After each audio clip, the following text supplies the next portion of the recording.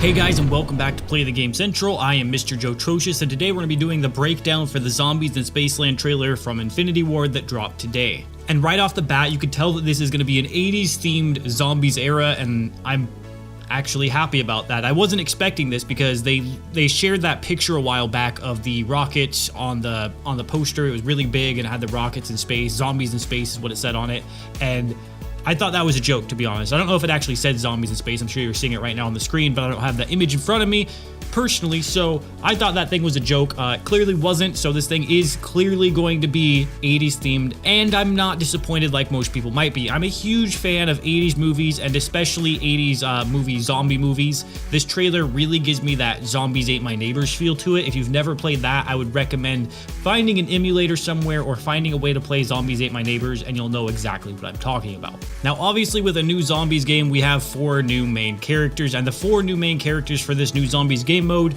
are Andre, Poindexter, Sally, and AJ. And they are played by the actors Jay Faroa, Seth Green, Sashir Zamata, and Ike Barinholtz.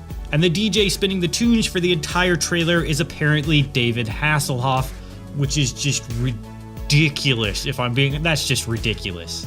I mean, it's cool, but it's ridiculous. But a really cool thing about them taking it back to the 80s is that Activision actually published a lot of really interesting 80s games that were really popular.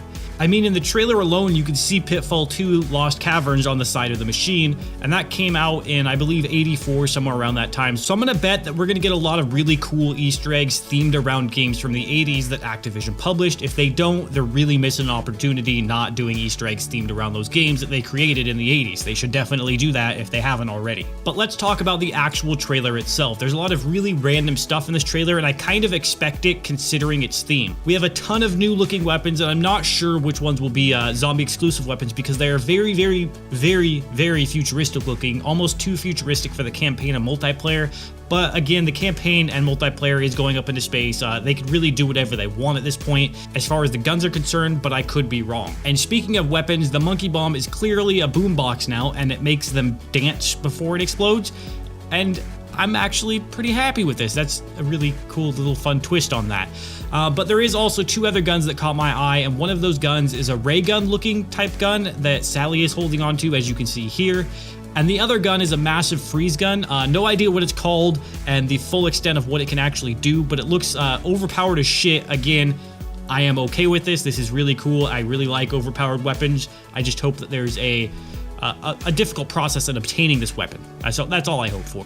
And throughout this trailer, I swear like 90% of it is just traps going off. Like a million different traps are going off doing a ton of different things. And I'm probably gonna miss some, but from what I've seen, we have a trap that shoots out green acid from the floor, a fair ride that has a rocket ships that spin in circles knocking zombies about. We have a laser disco ball and a huge dinosaur jaw squishing contraption thing. And let's not forget the fair ride that sucks all the zombies into it too. It just sucks them in like a vacuum, which is awesome as shit. Also, the guy in the back that you see here is not a trap. It's the same guy that we can see over here. So apparently before taking off his helmet, he shoots fire at you. Again, a really awesome thing, and I'm not disappointed. And another thing that caught my eye was each character seems to have its own special melee. Poindexter looks to have an axe that he's just swinging like a madman. Andre seems to have brass knuckles, so he can like uppercut him and knock him up real high. And Sally seems to have something magical, like when she does her 2-handed attack, it seems to knock the zombies back with magic, which is really interesting. It looks like there's dollar signs coming out of it.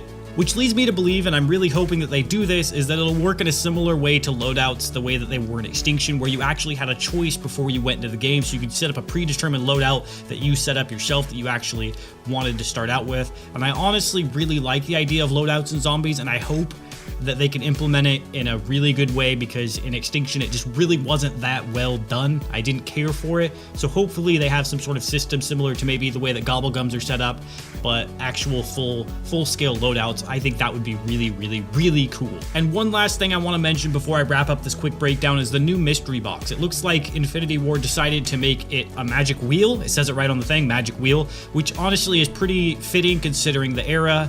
Price is Right and all those game shows used to have wheels that you spun back in the day.